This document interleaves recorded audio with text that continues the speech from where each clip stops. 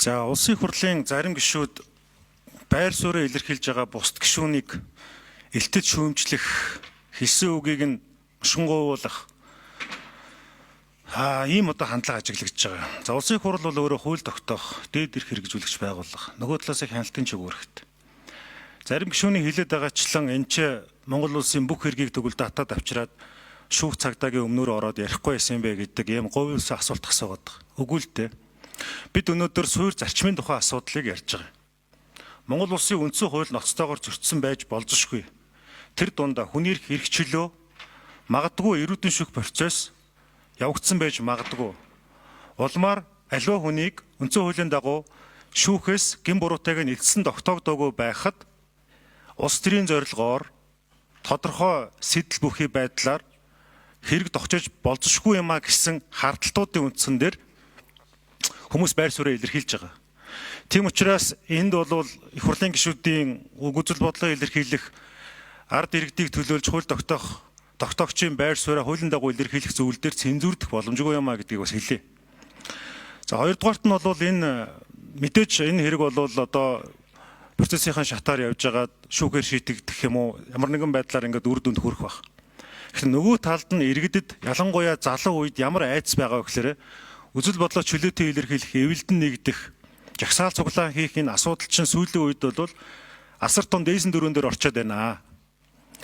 Үзэл бодлоо илэрхийлэнгүүт тэр хүний хувийн амьдралыг нь ухдаг, ямар нэгэн ноото зүйлийг гаргаж ирдэг, эсвэл бий болгодог, улмаар тэр хүнийг нийгмийн адгийн шаар мэтээр үзүүлээд үзэн ядагдах тэр нөхцөл байдал шахаанд оруулангуутаа улс төрийн зоргийг нь мохоодог, улмаар үзэл бодлоо илэрхийлэх тэр эрхийг нь хязгаарлах гэсэн энэ халдлагууд явж байгаа.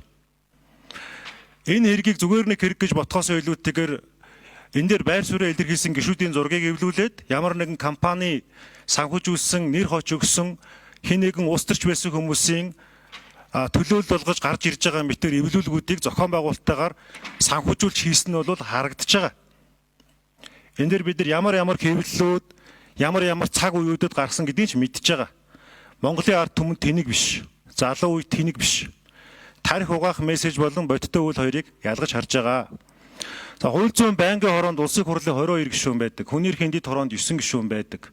За хаа очиж энэ хууль зүйн байнгын хорооны дарга дамжны цогтотор гишүүнийг бидрээс үнэлэх хэрэгтэй. 11 сарын 20-доор тэр эрүүдэн шүүхийн эсрэг тэр сонсголыг зохион байгуулсан. Араас нь ингээд байнгын хорооноос одоо шийдвэр гараад ажлын хэсэг гараад явж байгаа. Хүний эрхийн асуудал дээр улс төрчихгүй байгаа, намчрахгүй байгаа. Ингэж адилж байгаа нь бид нар цаашаах хэрэгтэй байхгүй юу? Тэгэхээр ер нь бол цаашдаа энэ хүний эрхийн асуудал дээр битгий улс төржөөч л гэж хэлэх гэж байгаа.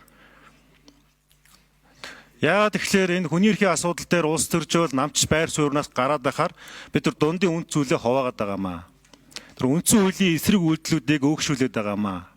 Хүний үндсэн эрх заяамал оршихгүй. Тэр эрхэмсэг чанарыг бид нар хуулийн буулгаар үгүй хийх гээд байгаамаа.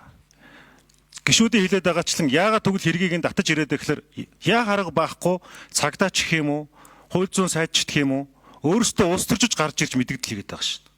Ингээд хүмүүсийн итгэл үнэмшлээ чөлөөтэй илэрхийлж байгаа байр суурь нь талцал хуваагдлын мессежийг өөрөөсөө хаяад шүү дээ. Тийм учраас энэ дээр хаана бодох ёстой л гэж бодож байна. Энэ бол зөвхөн нэг хэргийн асуудал биш, сүүлийн үе зүй тогтол болоод байгаа асуудал. Өнөөдөр ямар нэгэн байдлаар шүүмжилсэн хүн шууд маргааш нь хараар бодогдож байгаа. Одоо нэг хоёр гишүүн хажуу сууж. Та нэг үг хэлэл маргааш нь улсын дайсан болоод